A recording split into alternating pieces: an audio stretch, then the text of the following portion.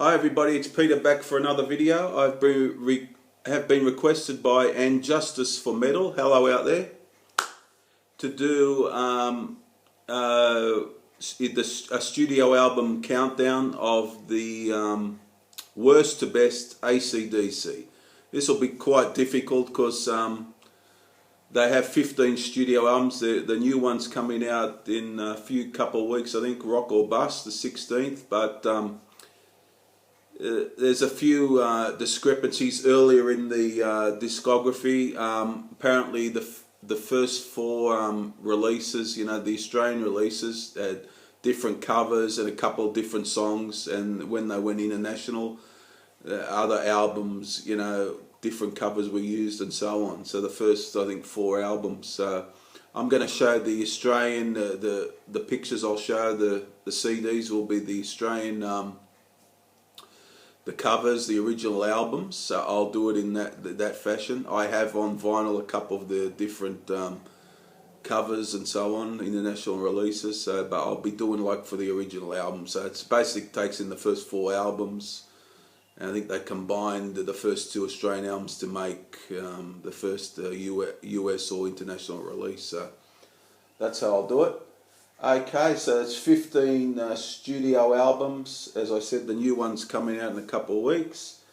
So this was at times difficult to put into order. I did a top 5 of AC/DC a while back. There's a couple little changes from that because it can go either way sometimes, but usually your best stays the same most of the time. So I'll stop rattling on and get on with the video. Okay, coming in at last position, number 15, I've got Ballbreaker from 1995. This one, I'd say it's got a couple of decent songs, but it never really resonated for me. There's too many low points in it, and it definitely is my least favourite album. It's got Hard as a Rock, Cover You in All, these sort of songs. But I've put that in last position, Ballbreaker from 1995. Okay, coming in at number 14, from 1988, Blow Up Your Video, another Brian Johnson album. This had a couple of minor hits, Heat Seeker, That's the Way I Wanna Rock and Roll, and yeah, it just doesn't, and Rough Stuff's a good song, but I don't know if there's such a thing as a real bad AC/DC album, but you've got to put them in order, and there's plenty above this one, I think. So I've got that at number 14, Blow Up Your Video. Okay, now we go to number 13. We got Stiff Upper Lip. Yeah, I like Stiff Upper Lip, the song. Safe in New York City. Yeah, and another couple of good songs there, but it's decent. It's decent. It's not world shattering or anything. So I've got that at number 13, Stiff Upper Lip, AC/DC from the year 2000. Okay, number 12, I've got Fly on the Wall from 1985. Yeah, some of the well-known songs, not well-known, but it's got Danger, it's a good song. Sink the Pink, it's probably a little underrated. It gets a bad rap a lot of the time, but it doesn't really hold well together like some of the earlier, some of the other albums. But yeah, it's worth a listen. I've got Fly on the Wall, AC/DC from 1985. Okay. So that's 15, 14, 13, 12. Losing count here. Number 11, Black Ice from 2008. It's got Rock and Roll Train. My favourite song on this is Anything Goes. Also, like the song Black Ice is excellent. But I thought this is a pretty decent album by them. And yeah, it's worth buying actually. But they've made a lot of good albums, this band, and Black Ice there at number 11.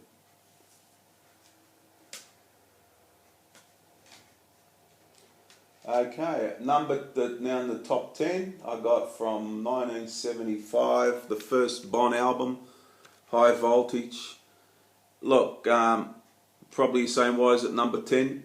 It's a top album, but you know they've made a lot of good albums. It's hard to put them in order. And this has got She's Got Balls, Little Lover, Soul Stripper. Yeah, it's a really good album. They've done Bond. There's better Bond albums than this, I feel, but this is excellent. So I got that at number 10. High Voltage. Number 9, viewed as a sort of a comeback album, 1990s The Razor's Edge. Yeah, it's got two very well-known songs, Thunderstruck, Money Talk's my favourite. I like, where is it? The Razor's Edge, the title track's a very good song. Mistress for Christmas, Rock Your Heart Out. So this is a pretty good album, this one. I did a top 5 of AC/DC a while back, and I had this in number 5, but I probably rated it a bit too high, although I like the album. So I've rethought that. It comes in at number 9, The Razor's Edge from 1990. Okay.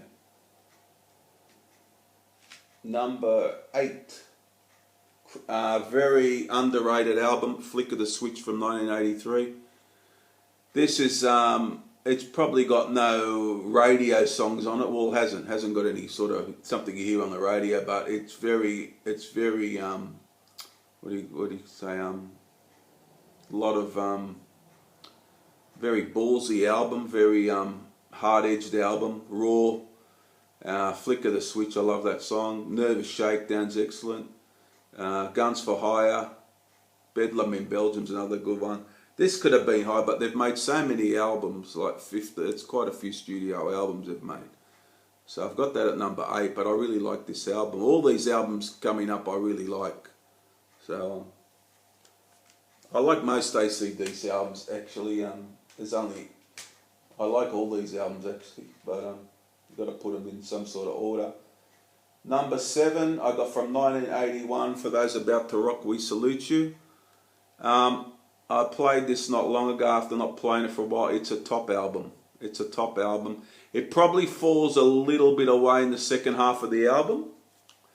But it's got, Put the Finger on You, Let's Get It Up, Inject the Venom, I like. Snowballs, good fast-paced song. Let's see.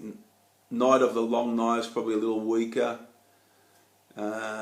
Evil Walks, pretty good song.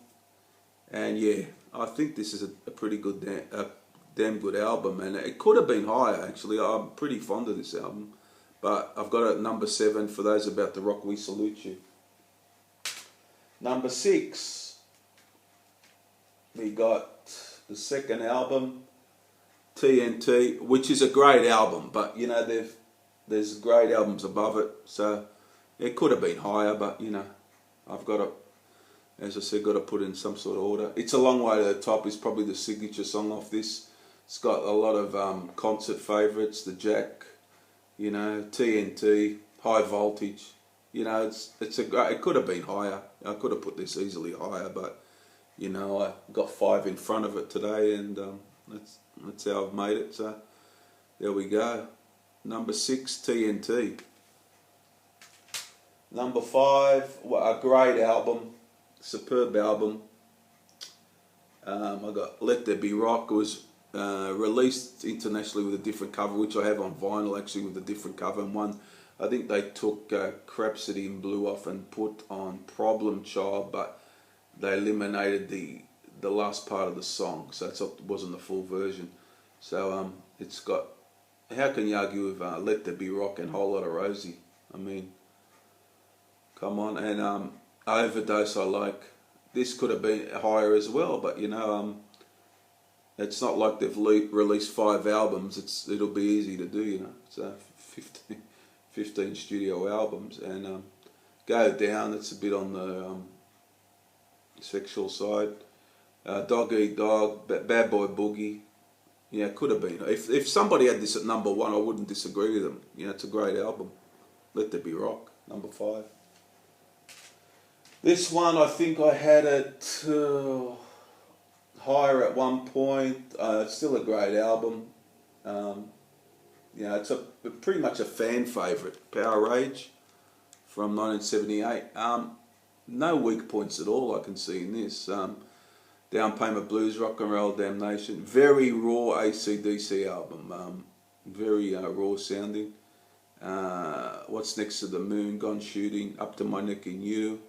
Kicked it pretty solid from front to back, and it's a great album, I think. I've got that number 4, Power Rage. Okay, getting down to the end now. Number 3, album I could even put this higher, maybe 3 or 2. Dirty Deeds Done Dirt Cheap. Now, it's got Dirty Deeds Done Dirt Cheap, Ain't No Fun, great song, Problem Child, R.I.P. Jailbreak is one of their great songs, I feel. So that pushes it up further with that song included, which wasn't on the international release, and had a different cover, of course. But yeah, it's a great album, an early Bon Scott album. You know, so a lot of these, the top ones that could be interchangeable. You know, you get. But I always love this album, and then I've got it number 3, Dirty Deeds Done Dirt Cheap from 1976.